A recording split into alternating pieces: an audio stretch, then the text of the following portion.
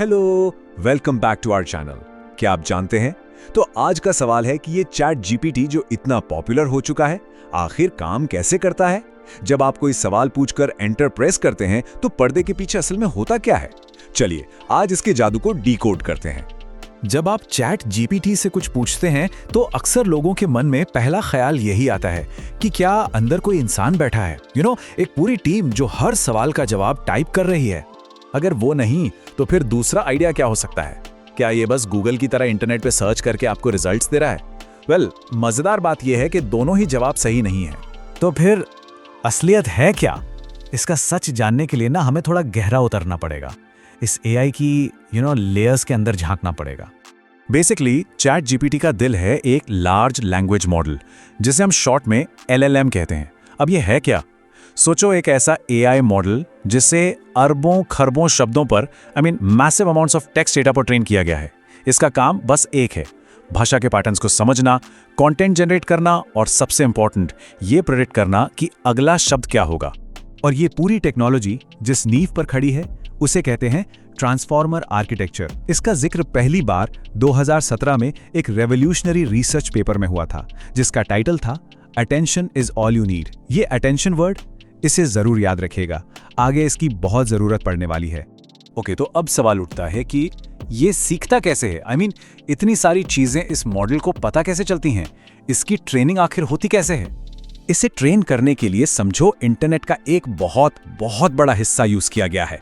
हम बात कर रहे हैं लाखों किताबों की, आर्टिकल्स, वेबसाइट्स, पूरी की पूरी Wikipedia, software manuals, you name it. Basically internet पर जो भी पब्लिक कंटेंट अवेलेबल है उसका एक विशाल समुंदर। लेकिन हाँ, एक चीज क्लियर कर दूं, ये किसी वेबसाइट को रट्टा नहीं मारता, ये सिर्फ लैंग्वेज के पैटर्न्स को सीखता है। तो आखिर में अगर आप इसकी कोर को देखें ना, तो ये पूरा का पूरा खेल बस एक प्रिडिक्शन गेम है। बिल्कुल ऐसे जैसे मैं कहूं भारत की राजधानी, और आपके दिमाग में जो अगला शब्द आएगा वही प्रिडिक्ट करना इसका काम है।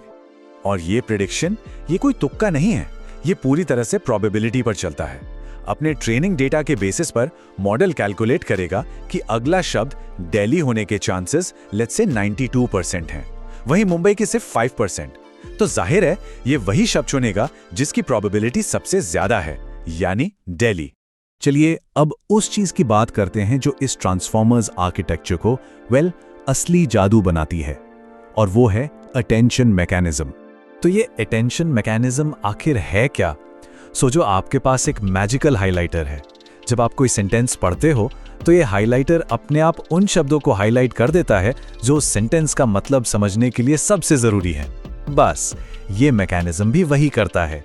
ये मॉडल को शब्दों के बीच का रिश्ता, उनका कंटेक्स्ट समझने में हेल्प करता है। एक सिंपल सा एग्जांपल लेते हैं। सेंटेंस है, राम ने शाम को किताब दी क्योंकि वो पढ़ना चाहता था। अब यहां वो कौन है, राम या शाम? देखो, इंसान तो आसानी से समझ जाते हैं, लेकिन मशीन के लिए ये मुश्किल है। यहां पर अटेंशन मैकेनिज्म काम आता है। ये पूरे सेंटेंस को एनालाइज करके मॉडल की मदद करता है ये डिसाइड करने में कि वो का इशारा किसकी तरफ है, ताकि जवाब सही बने। ठीक है, थ्योरी काफी हो गई। अब आते हैं प्रैक्टिकल साइड पर। जब आप कीबोर्ड पर कुछ टाइप करके एंटर प्रेस करते हैं तो असल में पर्दे के पीछे एक पूरा जवाब बनता कैसे है? ये प्रोसेस ना एक लूप में चलता है। सबसे पहले आपका जो प्रॉम्प्ट है उसे छोटे छोटे हिस्सों में तोड़ा जाता है, जिन्हें टोकन्स कहते हैं। ये टोकन्स पूरे शब्द भी हो सकते हैं या शब्दों के टुकड़े भी। फिर इन टोकन्स को नंबर्स में कन्वर्ट किया जाता है, क्योंकि कंप्यूटर तो नंबर्स की ही भाषा समझता है। इसके बाद इन नंबर्स को न्यूरल नेटवर्क प्रोसेस करता है और गेस व्हाट, अगले सबसे लाइकली टोकन को प्रिडिक्ट करता है।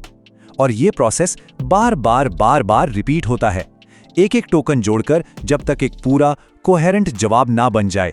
ये सब देखकर सबसे बड़ा सवाल दिमाग में यही आता है कि क्या ये सच में सोच रहा है? देखिए, साफ शब्दों में कहूं तो नहीं। हमें जो इंसानी सोच जैसा लगता है ना, वो असल में एक बेहद सोफिस्टिकेटेड, बहुत ही कॉम्प्लेक्स मैथमेटिकल प्रोसेस है। ये बस अगले शब्द की प्रिडिक्शन कर रहा है, इंसानों की तरह कॉन्सेप्ट्स को फील या समझ नहीं रहा। लेकिन रुकिए, कहानी यहां खत्म नहीं होती। मॉडल को और बेहतर, सेफ और हेल्पफुल बनाने के लिए एक आखिरी और शायद सबसे जरूरी टच दिया जाता है। इस प्रोसेस को कहते हैं RLHF। पूरा नाम है reinforcement learning from human feedback.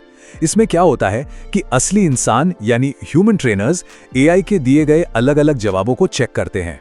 वो उन्हें रेट करते हैं, रैंक करते हैं कि कौन सा जवाब ज़्यादा अच्छा है, कौन सा गलत है, कौन सा ज़्यादा हेल्पफुल है। इस फीडबैक से मॉडल धीरे-धीरे सीखता है कि लोगों को किस तरह के जवाब पसंद आते हैं। ओके, तो अब हमने इसकी पूरी वर्किंग को समझ लिया है, पर यह भी जानना बहुत जरूरी है कि यह परफेक्ट नहीं है। इसकी अपनी कुछ लिमिटेशंस हैं और इसका फ्यूचर कैसा हो सकता है। इसमें कुछ बड़ी कमियां हैं। सबसे पहली, हेल्यूसिनेशन, मतलब ये पूरे कॉन्फिडेंस के साथ ऐसी गलत जानकारी दे सकता है जो सुनने में बिल्कुल सही लगे। दूसरा, इसमें ट्रेनिंग डेटा का बायस साफ दिखता है।